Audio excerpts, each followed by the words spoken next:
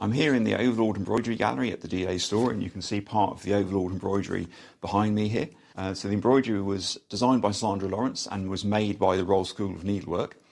And this is a replica of part of the Bayeux Tapestry. And the Bayeux Tapestry has been in the news recently because it'll be going on display in London in 2026.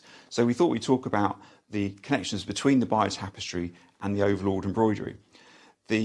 And there's quite a lot, because the Overlord Embroidery was actually the inspiration for the Bayeux Tapestry. The Overlord Embroidery was commissioned by Lord Dulverton of Batsford, and he visited Bayeux, he saw the Bayeux Tapestry, he talked to the curator there before he started on the project to make the Overlord Embroidery. So there was quite a strong connection right from the start. And this was all about 1970, and what we have here is actually a replica, as I said, of part of the Bayeux Tapestry, a very accurate replica. It was made for us by the local branch of the Embroiderers Guild.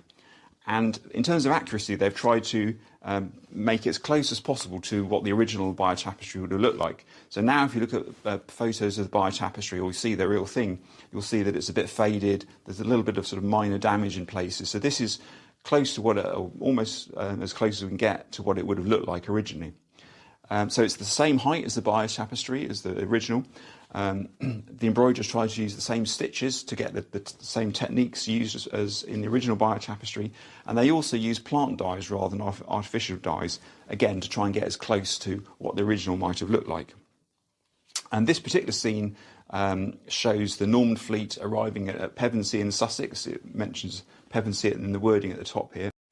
So as you may know, the Bayeux Tapestry shows the Norman invasion of England in 1066, including in the future, compared to the scene this panel shows, the Battle of Hastings, but also it puts it in a wider context, a bit like the Overlord Embroidery, which tells the story of D-Day and the Battle of Normandy, puts those events into context. So the scene here, you can see the soldiers on many of the ships which are arriving in England, and then one of the ships has horses with it, which you could say is the Normans' equivalent of the tanks that the Allies brought with them in 1944, because these were both two big amphibious landings. They both had big national and international repercussions. The Normans in 1066 were going, of course, the opposite direction to the direction the Allies were going in 1944, but they were crossing more or less the same part of the English Channel. Another comparison you can make between the two is the length. So the Bayeux Tapestry, the full Bayeux Tapestry, is 68 metres long. The whole of the Overlord Embroidery is 83 metres long. It's not a competition, obviously.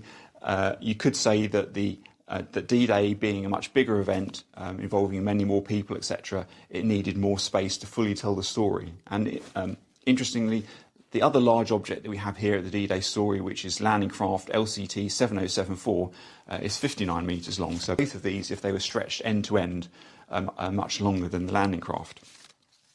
One question we get quite often is, why is the Overlord Embroidery called the Overlord Embroidery rather than the Overlord Tapestry, as in the Bayeux Tapestry?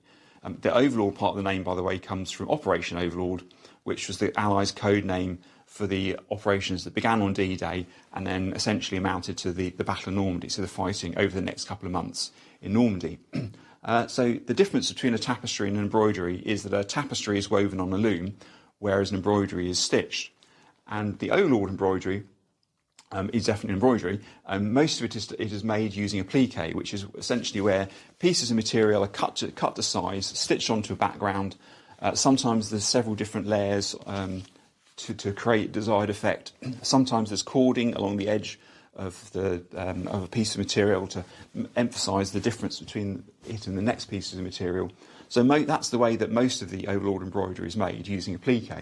And that worked well for most of it, but for some of the fine details, like some of the faces, or for example the medal ribbons that you see on some of the soldiers' uniforms. For example, General Montgomery's medal ribbons, you can see on them that there's, on his Africa star, there's a very small sort of silvery metal 8, and that indicated that he was in the 8th Army. I mean, he commanded it, in fact. And so that little 8 or those medal ribbons, they're details that they're so small that really, unless you went quite close up, you wouldn't really see them very well. So they're made by stitches alone, not using a plique. So that's how the Overlord Embroidery is made. The Bayeux Tapestry is made only using stitches because it too is an embroidery. So the Bayeux Tapestry is an embroidery, not a tapestry. So it's been given the wrong name at some point, and that's caused quite a lot of confusion afterwards. So if you look more closely at the panel, you'll see that all of the details, like for example the lettering or the faces of the people, they're all made by stitches. But also where there's areas of colour, like on the side of the ship here, that's made by putting lots of stitches one next to the other to build up an area of colour. This replica of this part of the Bayeux Tapestry will be going on display here at the D-Day Story in 2026, when the full original Bayeux Tapestry goes on display in London. And the Overlord Embroidery has been on here at the D-Day Story since we opened in 1984, and it's world famous. We get people coming from all over to have a look at it. If you're interested in the Overlord Embroidery, we sell a guidebook on our website that tells you much more about its story. And we hope that if you haven't already, you'll come and see the Overlord Embroidery and next year the Bayeux Tapestry here at the D-Day Story.